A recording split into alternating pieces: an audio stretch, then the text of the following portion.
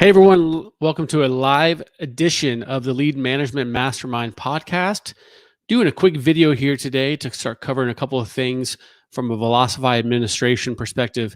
As you guys know, I work a lot with Velocify clients on ways to improve their Velocify experience, whether it be an implementation, an assessment, recommendations, administrative help, whatever it might be.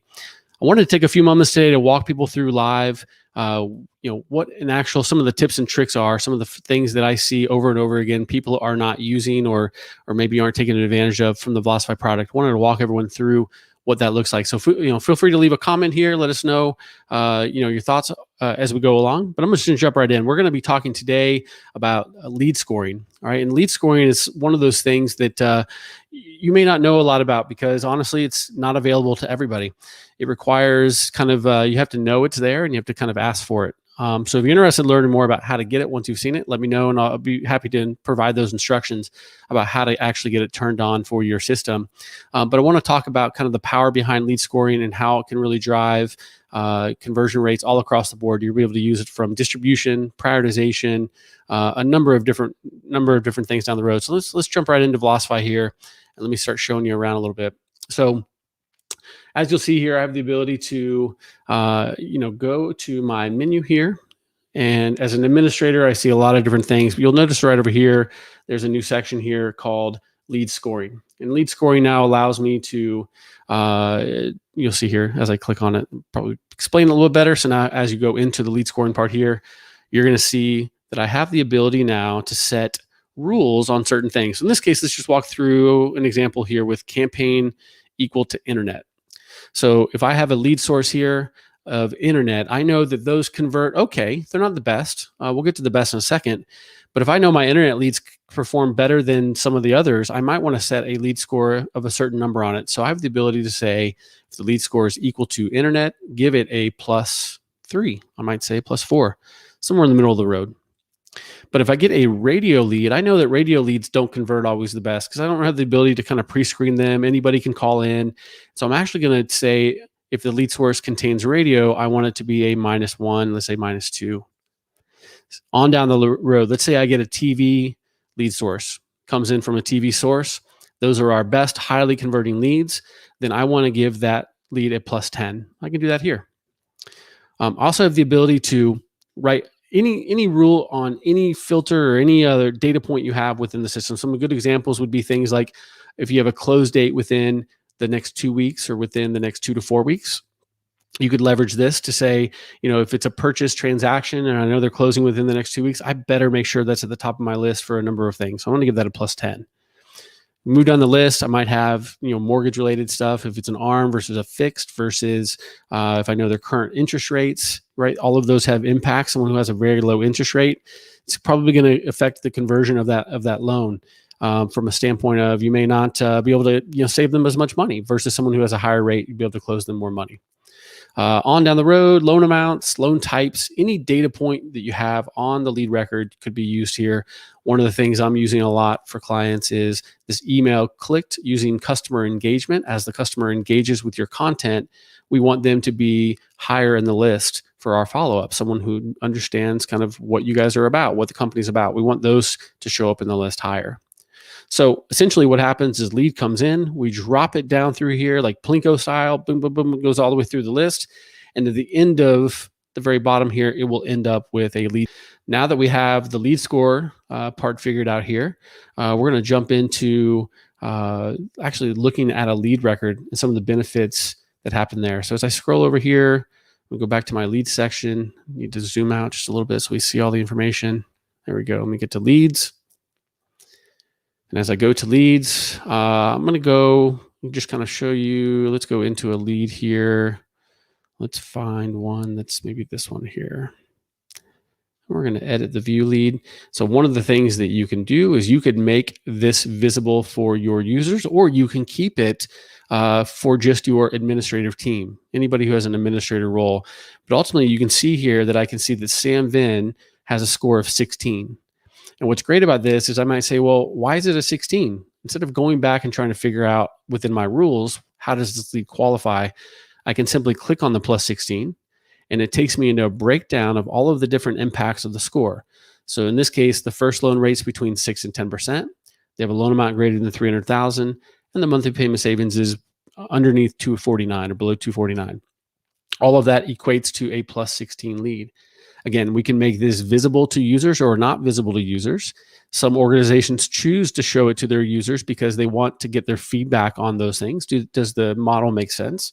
And others like to hide it from the user because we don't want them to cherry pick and only call high scored leads. So different strategies there. Now that we have a lead score, we can now figure out how it is we're actually going to use it. So if we go to, let's go back to Velocify here. I can use it in a number of ways. First, let's talk about prioritization of leads. If we look at our prioritized view here, you'll see a lot of different examples, but I'm going to focus our attention on those with more than, let's say, 2. Let me go find a bigger queue down here. So what you'll notice here in this fourth column is that I have a lead score field here. Again, this is visible to the administrator's team only, so I control who sees this column or not. And as I scroll down through the list here, you'll see that each one of my prioritization queues, each of these blue bars is sorted by the lead score.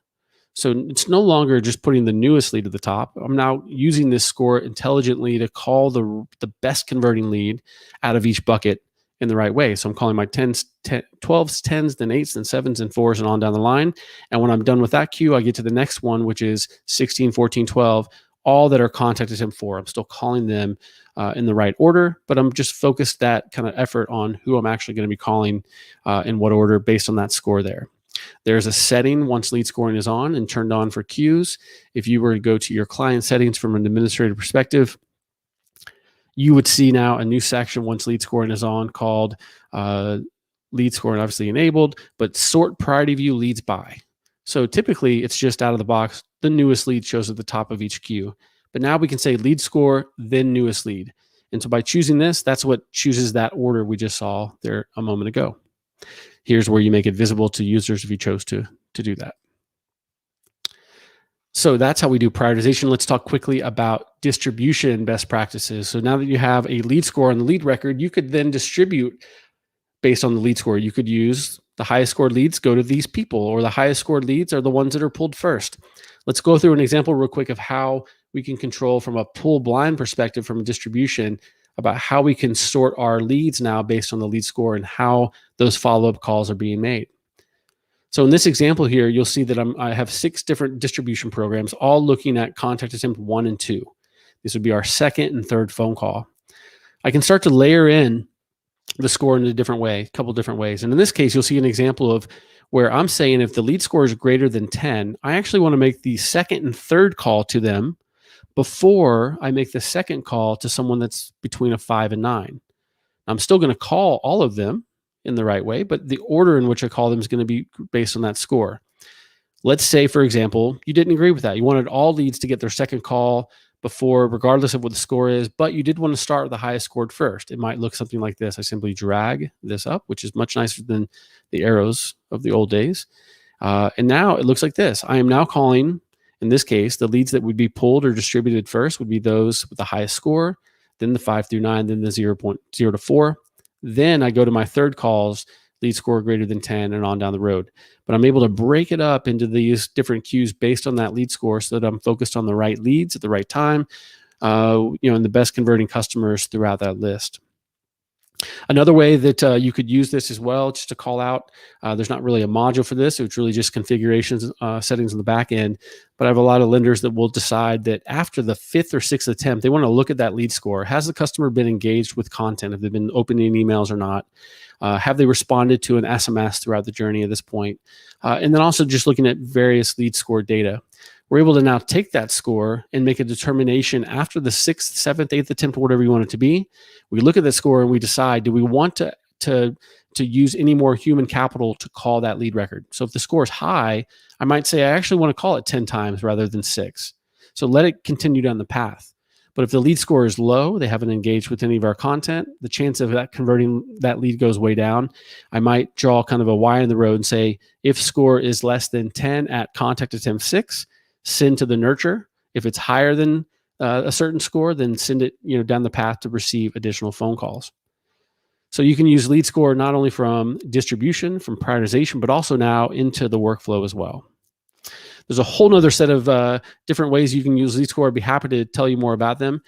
Feel free to visit me at www.sdp-solutions.com. Fill out the free consultation form there, and we'll be happy to show you more on Velocify itself. Please let me know if you have any questions. Thanks for joining me today.